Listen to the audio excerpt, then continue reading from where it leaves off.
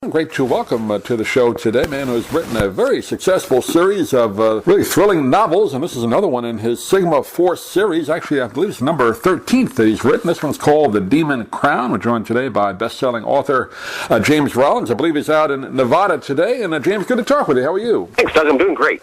Are you out in it looks like on your notes you're in the Sierra part of Nevada, right? Is that where you live? Actually, I am. I'm on my book tour right now, so I'm calling you from Denver, Colorado at the moment. So another mountain area, but not necessarily the Sierras this time. Only reason I ask, I usually am out in your way around this time of year in Las Vegas. But this year we didn't get to do it in December. Hopefully I'll get to do it early next year, but it's a beautiful part of the country. It is indeed. Well, first of all, congratulations not only on this book, but the series altogether. I think I have it right. This is the 13th in your Sigma 4 series, right? It is correct, yeah. Not that you have to read the books in order. I don't think anybody's read my books in the order I wrote them. Most people discover them wherever they happen, like airport bookstore or whatever. Read the book. Hopefully if they like it, they'll fill in the blanks from there. I structure each story so that, you can jump in wherever you like and not feel lost. Well, I guess it's kind of interesting as an author. You have, you kind of tapped into creating your own continuing group of characters. That must make it kind of interesting as a writer for you. You come up with different plot lines, but at least you have kind of a background of a lot of the characters to kind of continue from each book, right? Yeah, it's nice to be able to, expand and explore the depth and breadth of these characters' lives over the course of the series. Here we've seen, Commander Grayson Pierce, dealing with love and loss and dealing with aging parents and dementia and trying to juggle his professional, personal lives. We all try to do the same, We're always juggling our personal responsibilities with our professional lives. And so, when Gray does the same, hopefully you recognize that, you attach to him. So when I dangle Gray over a cliff, hopefully you're going to be concerned whether he falls off that cliff or not.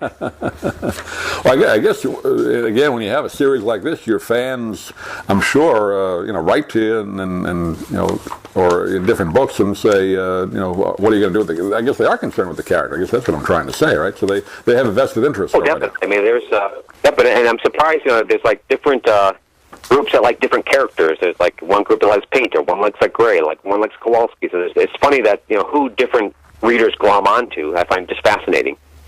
Well, let's talk about this book, The Demon Crown. Again, I'd never like to give away too much plot line, but I don't think I'm giving away too much. It kind of starts with, I guess they unearth something that's buried in Washington, D.C., kind of a unusual thing under the Smithsonian Institution, right? And they find some old archaeological dig, and that's kind of where it begins. I don't want to give away too much. You take it from there. Exactly. I mean, there's something gets unearthed. It's something that was buried in the past that was meant to be stay buried, but as things are, want to do, it reappears again. And basically, my editor described this as probably my most frightening novel I've ever written. I'm not going to argue with her. It starts out with basically a major attack on the U.S. It's sort of a biological Pearl Harbor, if you will. There's a dangerous species that's released across the breadth of Hawaii, and as people begin to die by the hundreds, it appears that the only way to stop them is maybe you're going to have to nuke these islands. And so Sigma Forces called in a team of heroes to figure out, where did this organism come from, who sent it, is there a way to stop it? Why it's probably my most disturbing book is that the horrifying attack that's described in this novel is not pure fiction. It's actually a real threat that I picked up from reading a Homeland Security dossier where they listed the top 10 things that keeps Homeland Security agents up, and this was in the top 5. Wow. Yeah, it's something that they found dormant, right, in these old bones that somebody discovered again and is making this terrible thing, right? Right. So they're basically what we're dealing with. This is that what that top 5 item was that concerns Homeland Security is invasive species. We experience the fact that pythons are basically overrunning the Everglades at this point. There was just that article recently about that 17-foot-long python that was discovered. Yeah. It's Asian carp that are in our lakes and rivers competing with native fish populations. And Homeland Security is concerned, what if the hostile foreign power weaponizes one of these organisms and releases it across the U.S.?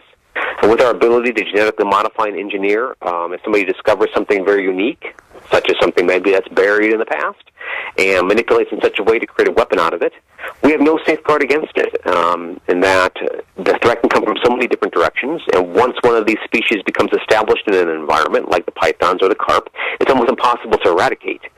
So this is something that concerns Homeland Security, so I decided to shine a light on it, to sort of bring this to the attention of people, and that's probably one of the reasons why it's a pretty scary story. Yeah, it is. When you think of the depth of that, how do you combat that? And again, this is based somewhat on what's going on in the world. I guess you add your own plot line and fiction to it, but it's based on some scientific things. So I guess you have to kind of be accurate as far as that goes too, right? When you're dealing with a story like this. It does. I mean, I lean on a lot. I've been doing a lot of my own research, but I also like to call people. I like to call scientists. I like to call people in DARPA and get the information right from the horse's mouth, so to speak. And I'm notorious for calling up scientists and say, hey, look over your shoulder. Tell me what you're working on now. For this book, I had 5 entomologists on speed dial. Wow. So they were great for giving me information I needed for this novel. They probably, at the end, were like, James Rollins, lose our number. But they were great resources to bring authenticity and reality to a threat that could theoretically happen. I'm concerned, basically, is why did the Homeland Security list this as number 5? What do they know that we don't? Do they know of a lab that's doing something like this? Are we doing something like this? Why did it reach all the way up to number 5? And there's 4 things that are worse than that, according to them, right? Exactly. Well, there's 4 more books for you. Scary right? world. Exactly. Well, again, and your Sigma Force crew goes and tries to solve, I guess we won't give it away, but they go in there, and that's the goal, to solve this and save the world. But that's the fun of the book, right, how they do it. Exactly. So it leads into a bit of a historical mystery. It leads into a scientific mystery, and the 2 teams on different sides of the globe have to put pieces together in which and to figure out how to stop this agent from spreading. Now, you have a series of books now. I guess you've been approached to make either a TV series or a movie out of this. What can you tell us about that, if anything? Ooh, that's the awkward question, because I'll put it this way. I'm legally not allowed to answer that question. Okay. I will be spending I'll be spending a good chunk of January in L.A., so interpret that how you want. That sounds like good news, so we'll look forward to that. But in the meantime, we want people to read the book called The Demon Crown, and James Rollins has been our guest. James, give out your website again for people that aren't aware. They can get a hold of you or the book. Sure, JamesRollins.com, very simple. It's a great encyclopedia of information about the books, about myself, about the charities I support. If you're a writer out there, there's a great section on tidbits for writers. If you want to find out what I'm doing on a daily basis, I'm pretty active on Facebook and social media for the day in, day out of what it means to be a writer.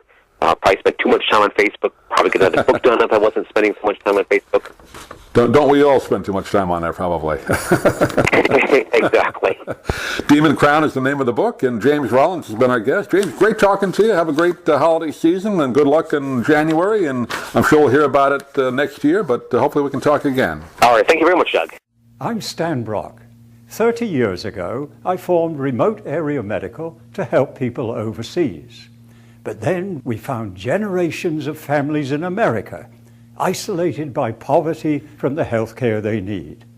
Together, we can take dental, vision, and medical help to 1 million adults and their kids, right here at home in the United States of America.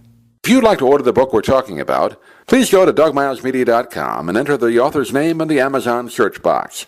Thank you for listening. Please come back soon for more conversations here at DougMilesMedia.com. This has been a presentation of Doug Miles Media, all rights reserved. You can listen to or download previous programs at iTunes, Stitcher.com, or DougMilesMedia.com.